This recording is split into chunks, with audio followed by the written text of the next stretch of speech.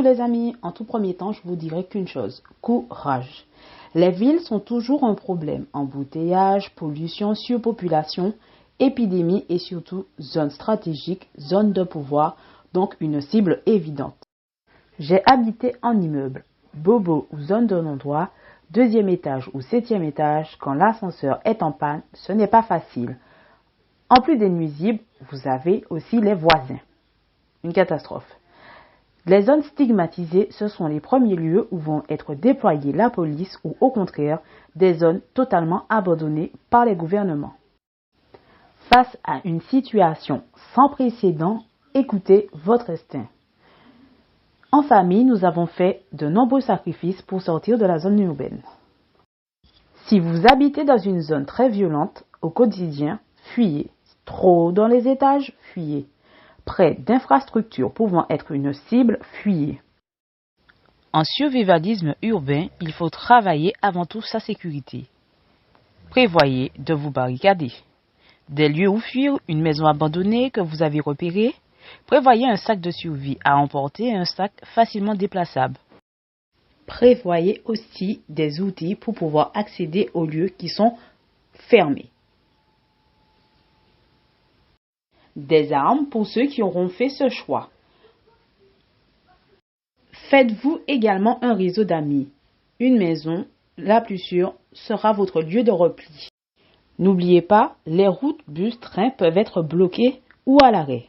Donc si vous évacuez, en plus de votre véhicule, du carburant supplémentaire se rajoute à vos provisions.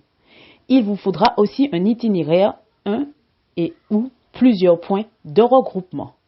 Parmi les objets utiles en zone urbaine auxquels on pense peu, les jumelles. On veut pouvoir observer une zone avant de s'y aventurer.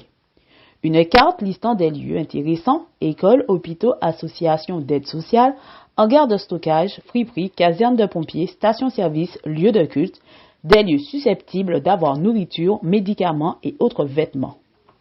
Le maître mot discrétion. Vous ne voulez pas attirer l'attention sur vous. Plus vous attirez l'attention, plus vous risquez d'être volé et ou tué. Parce qu'avoir un stock de munitions et plein d'armes ne veut pas dire qu'on saura l'utiliser avec succès, ni même survivre face à nos assaillants, des cibles en mouvement.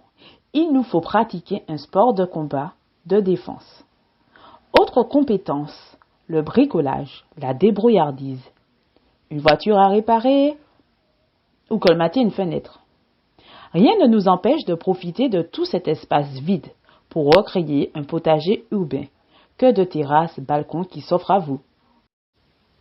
Stockez en lieu sûr, médicaments ou nourriture rare. Vous pourrez par la suite troquer ou vendre pour vous en sortir. Les villes envahies par des bandes armées. Mesdames, je vous laisse imaginer votre futur et celui de vos enfants. Le survivalisme en milieu urbain demande des compétences physiques et mentales. On fait le choix de rester et d'affronter la situation. Mais soyez sages, évacuez. Les campagnes sont des zones abandonnées depuis l'industrialisation. La nouvelle génération vit pour beaucoup par procuration. Je ne voudrais pas me retrouver face à cette foule déboussolée et complètement apeurée. Commencez donc à acquérir les compétences qui vous seront utiles en zone urbaine. Bonne préparation à tous!